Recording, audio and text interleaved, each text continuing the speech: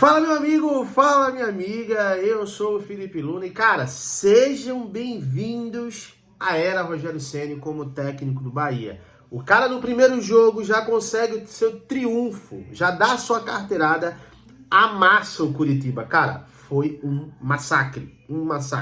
E por mais que alguém possa chegar aqui e falar, teve muito vacilo do Luan Poli, mas cara, para existir um erro, é preciso existir a ação do seu time, para que induza, inclusive, o jogador ao erro. E foi, na minha visão, o que aconteceu. A gente viu um Bahia jogando fora de casa com uma postura diferente, uma postura realmente de querendo finalizar o jogo o mais rápido possível e sem afobação, com triangulação. Claro, teve a baixa, que eu vou falar mais pra frente, do Everaldo, que pra mim é um jogador que desentoa muito desse time do Bahia, mas muito. Já era assim antes, né, e continuou sendo dessa forma e tá continuando sendo com o Rogério Ceni. Mas antes de falar sobre isso, te inscreve, ativa o sininho, deixa o teu like que o jogo acabou de finalizar. A gente já tá trazendo o pós-jogo pra vocês com todas as informações. O jogo, quem vê o placar logo de cara vai imaginar que foi um jogo no início tranquilo, mas não foi. Logo de cara o Curitiba abriu o placar com 2 minutos, cara, com o Sebastião Gomes ali. Só que não durou muito tempo. Por quê?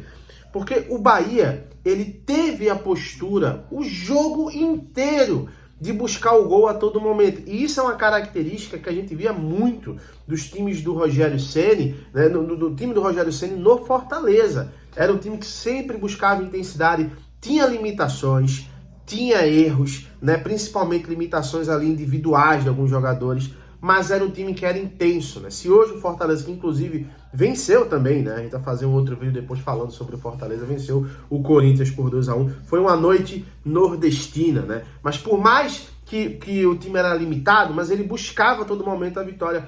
Foi o que aconteceu hoje com o Bahia, né? Que conseguiu esse triunfo. E a gente pode citar alguns pontos aqui, eu vou falar alguns pontos aqui. O Tassiano, no primeiro tempo, fez uma baita de uma partida, cara. O Ademir foi outro jogador, mas que jogou muito, cara. Que conseguiu ali criar jogadas ali pelo lado direito, que conseguiu buscar triangulações, tentando jogar ali com o Tassiano. E conseguiu fazer com que o Bahia rodasse esse time, porque esse era um dos pedidos da gente fazia com o Renato Paiva, né? Era um time que era acomodado em alguns momentos, e em alguns momentos a gente via que era um time que não sabia o que fazer. Pegava a bola e basicamente ia pro deixa a vida me levar. Mas é interessante que com tão pouco tempo do trabalho do Rogério Ceni, a gente viu que o Bahia era um time que mostrava que sabia exatamente o que queria. E logo em seguida, depois de levar o 1-0, com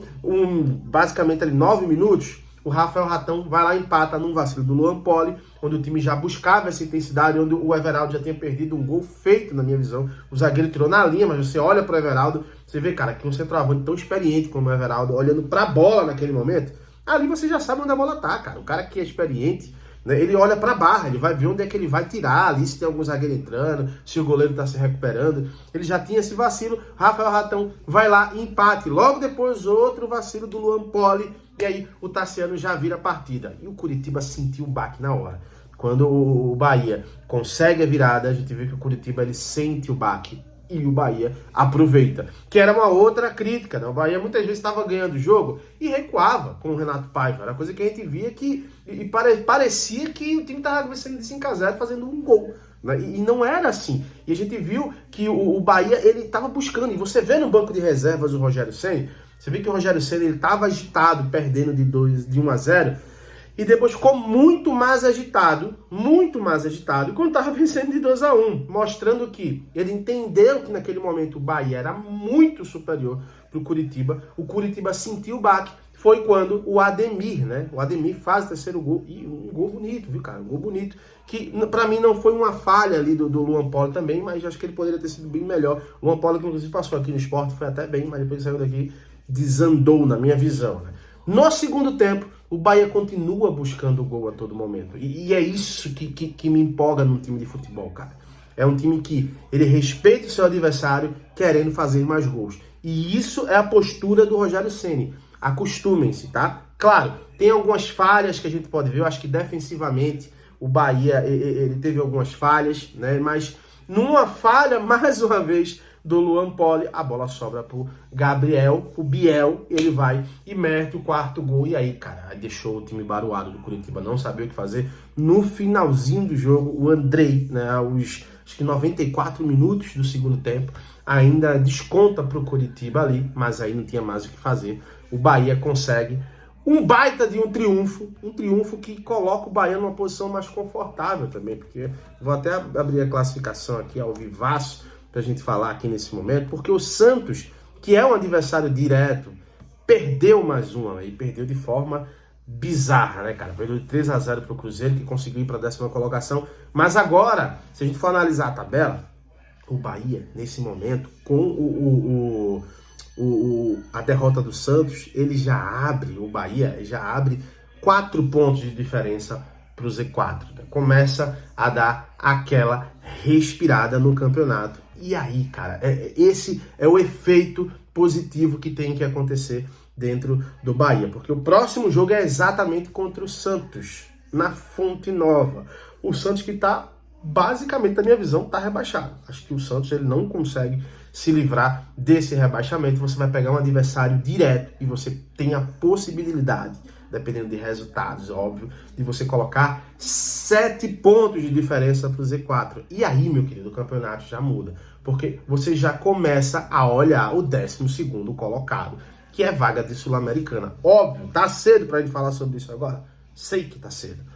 Mas já começa a ter perspectivas positivas quando a gente olha a forma que o Bahia jogou fora de casa. Lembrando, acho que eu até vi isso na transmissão, acho que o Bahia não fazia um gol fora de casa há 2 meses e há 4 meses não vencia fora de casa. Então, Rogério já chega quebrando tabus, Rogério já chega quebrando sequências negativas e o melhor de tudo, Rogério com essa vitória acaba tendo cada vez mais a confiança dos jogadores. Você tem um técnico que chega em menos de uma semana, já dá um triunfo para o time, fora de casa, contra o adversário direto, que é o Curitiba. Isso dá confiança para qualquer elenco.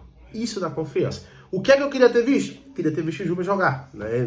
Eu comecei a gravar o vídeo aqui, eu sinceramente, não vou falar para vocês, faltava 5 minutos para o jogo acabar aqui. Inclusive, no momento que eu estava gravando, eu já vi que o Curitiba descontou ali o segundo gol deles. Né? Eu não vi se o Juba entrou. Vocês colocam nos comentários aqui, mas eu acho que o Luciano Juba acabou não entrando nesse jogo, tá? Mas eu queria ter visto o Juba. Eu acho que ele poderia ter...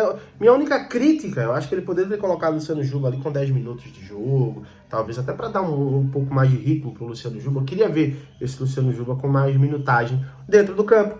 Mas eu vou falar o quê? O que é que eu vou criticar do Rogério Ceni, né? Com uma vitória como essa. Baita vitória, desculpa, sei que vocês reclamam.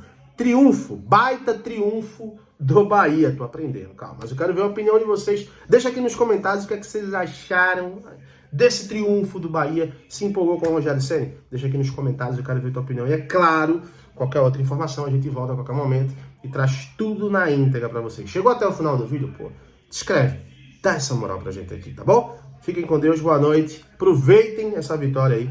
Tchau, tchau.